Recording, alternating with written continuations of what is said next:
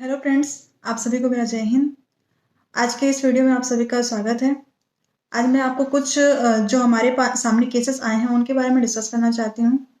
हमारे सामने कुछ दिन पहले एक आए थे प्रार्थी। उनका कहना था कि उन्होंने जोमेटो से 300 रुपये का कुछ फूड ऑर्डर किया था और उसके बाद फूड तो उनके पास जल्दी नहीं पहुंचा, लेकिन कुछ ही समय में उनके अकाउंट से लगभग 1 लाख रुपए कट गए थे।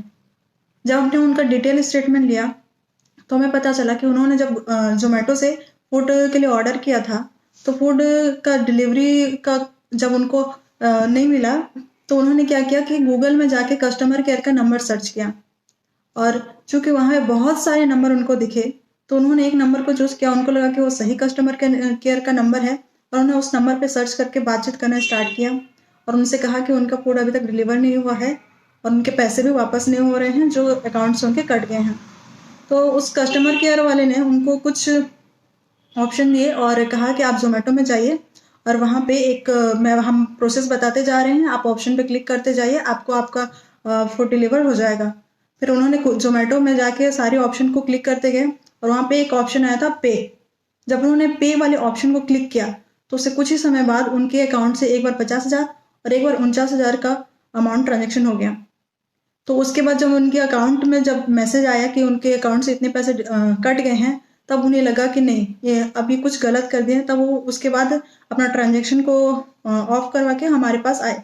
फिर उसके बाद चूंकि हमारे पास आए तो हम तो उन्हीं की सेवा के लिए ही हैं, तो हमने फिर उसमें एफआईआर दर्ज करके उसमें आगे ये कार्रवाई की। नो डाउट इसमें जो आरोपी है वो जल्द ही पकड़ा जाएगा, लेकिन जितना पैसा उनके अकाउंट से डिडक्ट हो गया है वो पूरा का पूरा पैसा उनको वापस मिल जाए, इस बात की गारंटी बहुत कम रहती है। क्योंकि जब आरोपी पकड़ा जाता है तो उसके पास सारे पैसे नहीं होते, तो जितना भी हम लोग रिकवरी कर सकते हैं मैक्सिमम से मैक्सिमम रिकवरी करते हैं। लेकिन यहाँ पे जो जानने वाली बात यह है कि एक छोटी सी सावधानी अगर वो बरतते तो ना उनके साथ इतना बड़ा फ्रॉड होता, न ही उनके अकाउंट से इतने सारे पैसे जाते। सेम ऐसा ही केस देखने को मिला था जब एक प्रार्थी हमारे पास आए कि उन्होंने फोन पे से 49 रुपए का रिचार्ज किया। तो जब रिचार्ज किया तो उनके रिचार्ज होने का कोई मैसेज नहीं आने पर उन्होंने फिर से एक बार और रिचार्ज किया। जब फिर भी रिचार्ज नहीं हुआ तो उन्होंने वही गलती की जो पुराने प्रार्थी ने किया था। उन्होंने गूगल में सर्च किया और फोन पे कस्टमर केयर का नंबर सर्च किया। तो वहाँ पे जो नंबर दिखा था उन्होंने उस नंबर पे कॉल किया। तो जब कॉल किया तो सामने वाले ने कहा कि आपका अकाउंट में रिचार्ज हो जाएगा, बस फोन पे ऐप को आप ओपन कीजिए और जैसा प्रोसेस हम बताते जा रहे हैं आप वैसा ही सेम प्रोसेस को फॉलो कीजिए। और सेम गलती इन्होंने भी की और वहाँ पे जब पे वाले ऑप्शन पे इन्होंने क्लिक कर दिया और उनके अकाउंट से 49,000 करके 2 बार इनके डिडक्ट हो गया और टोटल 98,000 इनके अकाउंट से कट गए। ऐसा ही एक केस देखने को मिला था जब हमारे पास एक क्लाइंट आए थे। उनका कहना था कि उन्होंने कुछ ऑनलाइन शॉपिंग के लिए ऑर्डर किया था। कुरियर वाले से जब उनको डिलीवरी सही टाइम पे नहीं हो रही थी तो उन्होंने कुरियर वाले का नंबर गूगल पे सर्च करके उसमें कॉल किया। तो उन्होंने कहा कि हम आपको एक लिंक दे रहे हैं, आप उस लिंक को ओपन कीजिए। तो जब इन्होंने लिंक को ओपन किया तो उसमें एक ऑनलाइन फॉर्म था। तो सामने वाले कस्टमर केयर ने उनको उस फॉर्म को फिलअप करने के लिए कहा। जब फॉर्म फिलअप किया तो उसमें एक पे वाला ऑप्शन आया था। तो उन्होंने कहा कि आप पहले टेस्ट के लिए 5 रुपए का हमें ट्रांजैक्शन कीजिए। तो जब इन्होंने 5 रुपए ट्रांसफर किया तो 5 रुपए ट्रांसफर तो हो गया, साथ ही उससे कुछ ही समय बाद उनके अकाउंट से 1,05,000 रुपए कट गए।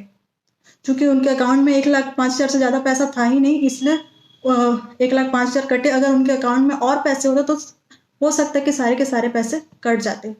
तो यहाँ पे ध्यान देने वाली बात यह है कि अगर आपको कभी भी किसी कस्टमर केयर का नंबर सर्च करना है तो गूगल में जाके अगर सर्च कर रहे हैं तो सबसे पहले देखिए कि जो नंबर आप ले रहे हैं वो कौन से साइट से ले रहे हैं। वहाँ पे बहुत सारे लिंक होते हैं, बहुत सारे वेबसाइट्स के लिंक रहते हैं आपको। तो आपको वहाँ पे सिर्फ ऑफिशियल वेबसाइट पे ही क्लिक करके वहाँ के दिए गए नंबर पे कॉल करना चाहिए।